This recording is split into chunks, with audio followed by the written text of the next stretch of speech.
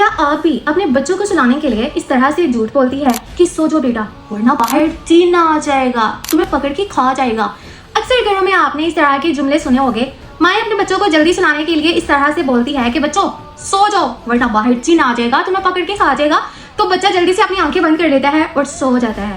لیکن کیا آپ جانتے ہیں اس طرح کرنے سے آپ کے بچے کے دل میں جھوٹ، خوف اور ڈر پیدا ہو سکتا ہے۔ قرآن کہتا ہے جھوٹ سے بچو۔ اللہ تعالیٰ نے ہمیں جھوٹ سے بچنے کا حکم دیا ہے، چاہے آپ وہ جھوٹ مذاق میں ہی کیوں نہ بولتی ہو۔ حضور صلی اللہ علیہ وآلہ وسلم نے فرمایا اکثر لوگ اس طرح سے اپنے بچے کو بلاتے ہیں کہ ادھر آؤ میں تمہیں کچھ دیتا ہوں، اور پھر بعد میں وہ چیز نہ دے، تو یہ بھی ایک جھوٹ ہے۔ لیکن کیا آپ جانتے ہیں اس طرح کرنے سے آپ کے بچے کے دل میں یہ بات بھی پیدا ہو سکتی ہے کہ ماں نے تو ہمیں اپنے پاس بلایا تھا کہ ادھر آؤ میں تمہیں کچھ دیتی ہوں، اور وہ بعد میں مجھے نہیں دیا، تو مطلب کہ ماں نے میرے ساتھ جھوٹ بولا۔ تو کل کو آپ کا بچہ جھوٹ بولے گا کہ میری ماں بولتی ہے تو میں بولوں گا تو کیا ہو جائے گا۔ اپنے بچے کی تربیت سچ اور پیار سے کریں، جھوٹ سے نہیں۔ آپ اپنے بچوں کو اس طرح سے بھی تو سلا سکتی ہے کہ سو جاؤ اللہ تعالیٰ تمہاری حفاظت کرے گا، اس کو آیت الکرسی پڑھ کر سنائیں، اس کو سونے کی دعائیں پڑھ کر سنائیں۔ اپنے بچوں کی تربیت سچ اور پیار سے کریں، جھوٹ سے نہیں۔